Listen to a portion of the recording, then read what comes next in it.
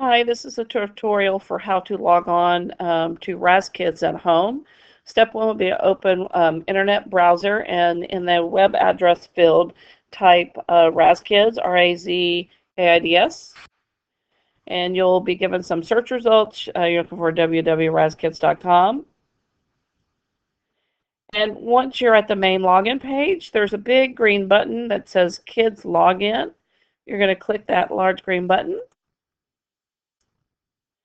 And at this screen, you'll have to enter your teacher's username. They should provide that to you with this week's homework.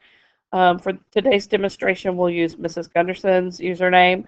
Again, if you are not in Miss Gunderson's class, this code will not work for you. You'll need to wait until your teacher provides their code to you. So you'll enter your teacher's username, and you'll hit the Go button. And you should only have to do that the first time you log in at home. After you've entered the teacher's username, you'll get the class list. Your child just needs to go and find their name, click on it, and then they'll be asked to enter their student ID number or their lunch number. And all the students pretty much know that now. We go to computer lab each week, so they've had lots of practice with that.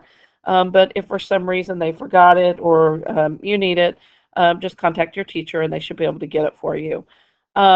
And you'll also notice here that if you start typing, you can't see what you're typing. That tends to confuse some of the little ones. So if that's the case, you can just click on the little eye icon right here, and then it'll show them what they're typing. So they would just type, again, their lunch number or student ID. So again, you will type your password in and then hit go. And at this point, they'll be brought to the main screen. For homework purposes, they will go down to the planet and click on the level up building that actually sits on the planet. So once they click on level up, they'll be brought into the leveled library based on where they're currently reading. And they can pick any book they like by scrolling up and down, or they can read them in order. It doesn't matter. And there's 3 steps to reading a book. The first step would be listen to the book, and the computer will actually read it to your child. The second step after they finish listening to the book would be to read it themselves to practice. And then the third step is taking a quiz based on what they heard and read. And I'll do a quick demonstration of that today. So to start the listening, we'll click on the little headphones. And when they're ready, they'll click the little play button. And due to technical difficulties today, you will not be able to hear the book reading to us on this demonstration, but you may be able to see some of the text being highlighted across as it's reading. I'll also click the next button fairly quickly just so we can get to the next step.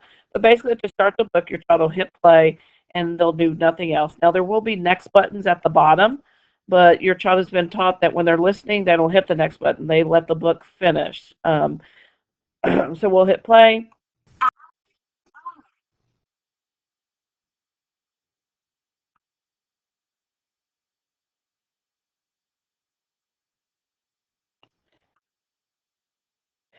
And again, you probably couldn't hear it reading to us.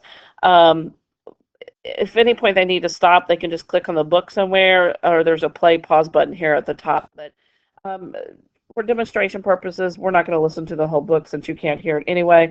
I'm going to go ahead and hit next just to get out of this phase. And let's see if it, yeah, okay.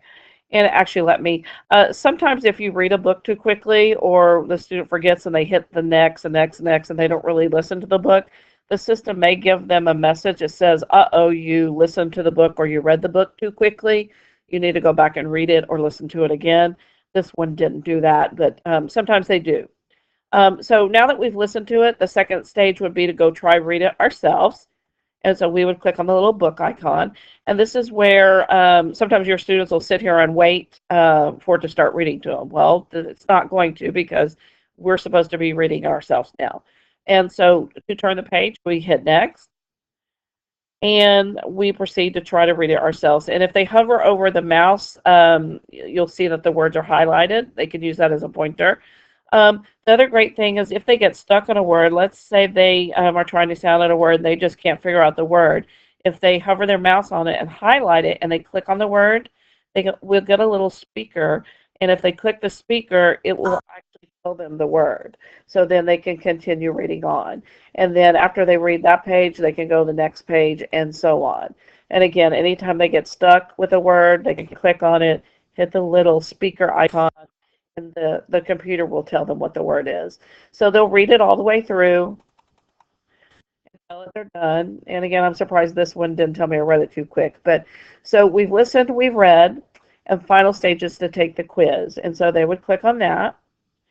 And the quiz can be done all by themselves as well because the quiz will read to them as long as they click on the text. So they know to go up at the top and click on the sentence, and,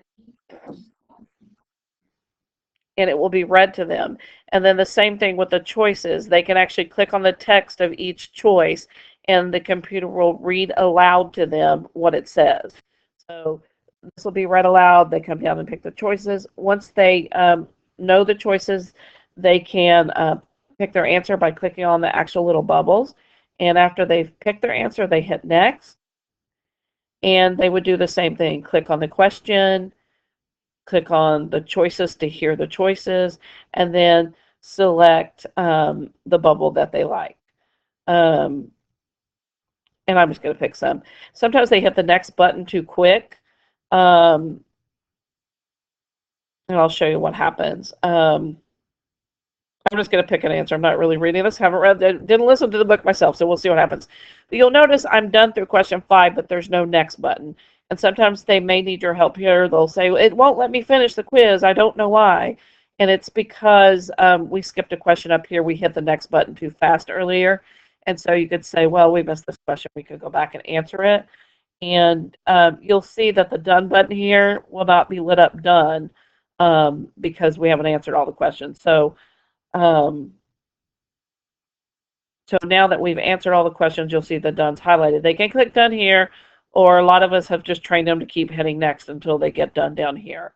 And so we'll hit next. And what it's saying now is that I didn't do a good job reading or listening, and so I did not pass the quiz. I got 3 out of 5. And so if they get 3 out of 5, they need to go back and listen or reread the text and then try to answer the quiz again. 4 out of 5 is okay. Anything below 4, it's going to ask them to try again. And so that's pretty much how the quiz works. And you'll see that there's no check mark yet because I need to go back and redo it. Once they've finished all 3 things and they get a check mark on the quiz where they've answered at least 4 of the questions right out of 5, once they're done, it'll be a check mark, and they can just hit the home button down here at the bottom, and they'll be taken back to their library to pick another book. And that's pretty much it. If you have any questions, please feel free to reach out to your teacher, and they'll be more than happy to help you.